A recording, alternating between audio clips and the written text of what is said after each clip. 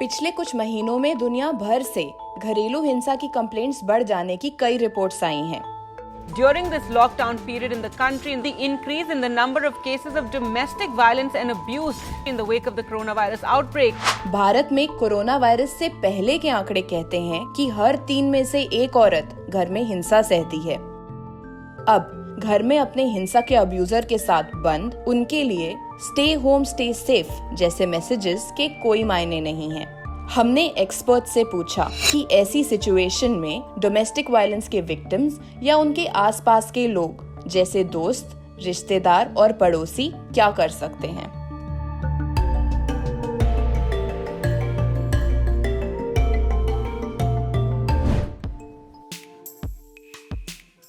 First of all महिला को ये एहसास होना कि मुझ पर जो हिंसा हो रही है वो मेरी गलती नहीं है, तो हर महिला को अहिंसित जीवन जीना और सुरक्षा ये उसका अधिकार है। इंडिया के कानून में डोमेस्टिक वायलेंस के 4 रूप हैं: शारीरिक, लैंगिक, मानसिक और आर्थिक। और भारत में किसी भी महिला पर इनमें से किसी भी तरह की हिंसा करना गैर कानूनी है।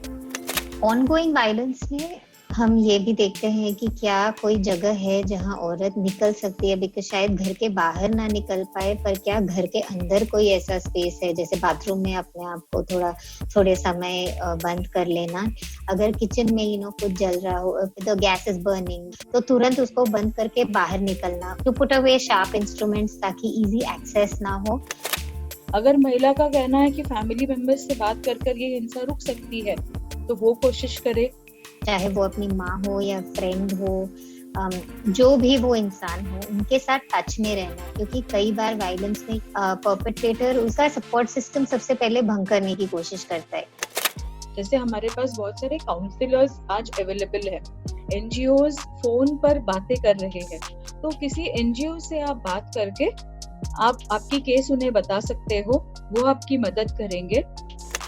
अभी अगर महिला को लगता है कि मैं असुरक्षित हूँ इस घर में, हमारे जो पुलिस हेल्पलाइंस है 103 है, 100 है, तुरंत उन हेल्पलाइंस पे फोन कर सकती है और पुलिस या तो वहाँ आएंगे या फिर अगर उनके अपने चैलेंजेस है तो वो आपको बताएंगे कि आप नेक्स्ट स्टेप में क्या कर सकते हो।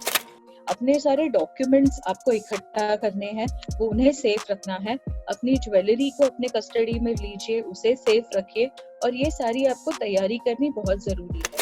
अगर वो आपको मारते हैं तो आपको डॉक्टर के पास जाना जरूरी है, क्योंकि आपको वो मेडिकल रिपोर्ट लेना है। लेकिन कोविड के डर से अगर आप नहीं जाना चाहते तो फैमिली डॉक्टर के पास जाइए, आपको जो घाव हुए हैं उसके फोटोज निकालिए, आप जो दवा वगैरह लगा रहे हो वो सारे रिकॉर्ड्स रखिए। अगर आपको लगता है कि नहीं, मुझे अभी तुरंत कोर्ट में केस फाइल करना है क्योंकि अभी कोर्ट ही मुझे न्याय दे सकता है, तो उस केस में आप प्रोटेक्शन ऑफिसर या लॉयर की मदद लेकर कोर्ट में जा सकते हो। तो अभी का जो समय है वो प्रोटेक्शन ऑर्डर्स, रेजिडेंस ऑर्डर्स मांगने का समय है। तो मुझे घर से मत निकालो या फिर मुझे इस घर में अच्छे से सुरक्षा से रहने दो, ये आप मांग सकते हो।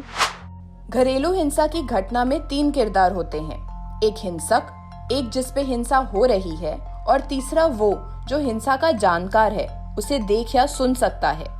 अगर हमें अपने आसपास घरेलू हिंसा दिखाई या सुनाई देती है तो हम क्या कर सकते हैं?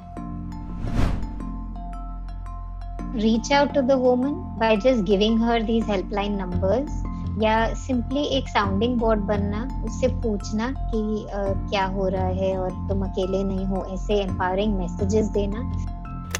जैसे अगर महिला पे हिंसा हो रही है, आप उसके नेबर हो और आपको सुनाई देता है कि इस घर से मुझे इस टाइम पे आवाजें आती है, चिल्लाने की आवाज आती है, तो यू कैन गो देयर, आप वहां जाकर घंटी बजा सकते हो।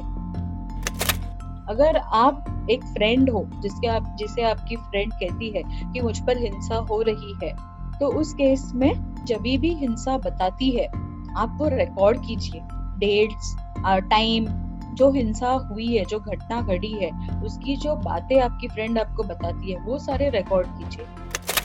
अगर आपके सोसाइटी कॉम्प्लेक्स में अगर हिंसा हो रही है और अगर आप एक तरह से जाकर रिस्पॉन्ड करके कहते हो कि ये हमारे यहाँ पे एक्सेप्टेबल नहीं है, आप आपके सोसाइटी में मैसेज दे रहे हो कि हमारे कॉम्प्लेक्स में किसी भी महिला को कोई भी नहीं मारेगा, क्योंकि हम सब उस महिला के हित में, उसके हक में हम सब खड़े होने वाले हैं। Definitely chemist can play a role because जब हम दवाइयाँ लेने जाते हैं उनको एक आइडिया आ जाता है कि शायद ये हिंसा की वजह से हो, या वो चिन्ह भी पहचान पाते हैं औरतों से। First step could be helplines के नंबर्स अपने दीवारों पर लगाना। That could be a starting point for the conversation and to break the silence.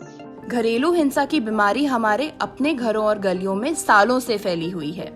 हमें कोविड-19 का इलाज तो मिल जाएगा, मगर डोमेस्टिक वायलेंस की बीमारी का इलाज कोई इंजेक्शन नहीं बल्कि हम हैं। अगर आप घरेलू हिंसा का सामना कर रहे हैं तो आप इन टिप्स का इस्तेमाल करें। हिम्मत रखिए, आप अकेले नहीं हैं। अगर आप कहीं किसी पर भी हिंसा होते सुने या देखें तो उनका साथ दें। ये वीडियो सबके साथ शेयर करें और सिविक और सोशल इश्यूज पे कहानियां, चर्चा और जानकारी के लिए सिविक स्टूडियोज को सब्सक्राइब करें।